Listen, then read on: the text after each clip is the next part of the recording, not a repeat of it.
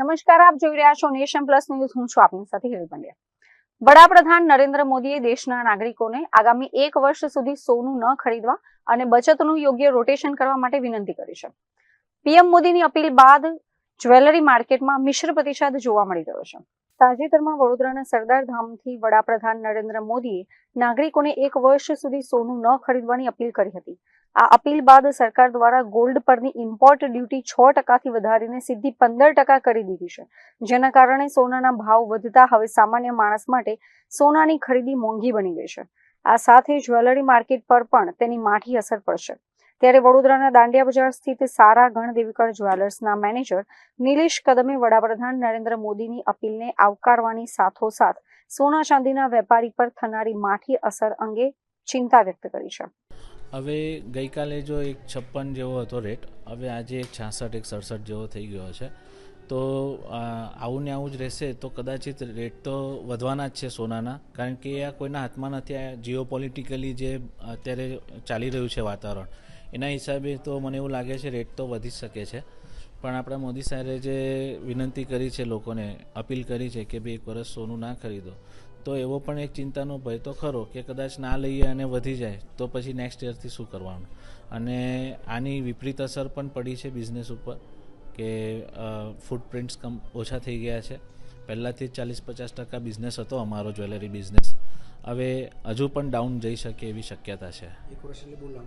હા, બહુ વધારે લાંબો સમયગાળો છે. પણ હવે નેશન ફર્સ્ટની ભાવનાથી મોદી સાહેબે આ વસ્તુ કરેલી છે અપીલ.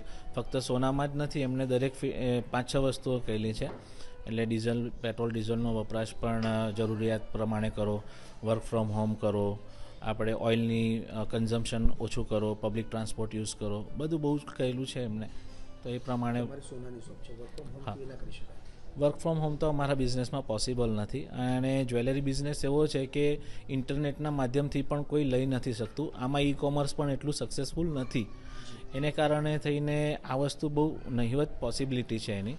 એને સ્ટાફ તો રાખવો જ પડે અમારે, એવું છે. બહુ જ માઠી અસરો પડશે. કદાચ વેપારીઓ છે એ લોકોને પણ બહુ મોટી અસર પડી શકે છે. અને નાના નાના જે કારીગરો છે એમની તો રોજીરોટી છીનવાઈ જશે. તો એ લોકોને પણ એમનું જીવન નિર્વાહ કેવી રીતે કરવું એના માટે પણ વિચારવું પડશે, અને સરકારે પણ એમના માટે કંઈક વિચારવું પડશે. અત્યારે તો ચિંતાના વાદળો ઘેરાઈ રહ્યા છે. વરસાદ આવવાના પહેલાં જ આ વાદળો દેખાઈ રહ્યા છે. ના, લેટેસ્ટ અત્યારે તો એવું કશું નથી. જે છે ચાલી રહ્યું છે સારી રીતે. હા હા, ના એટલે એમને નેશન ફર્સ્ટની ભાવનાથી કહેલું છે. આપણે સોનું ઇમ્પોર્ટ ના કરવું પડે, આપણે ડોલરમાં જે આપણે ખરીદી કરવી પડે છે. તો એમનો એ જ હેતુ હતો કે તમે ઓછું ખરીદો.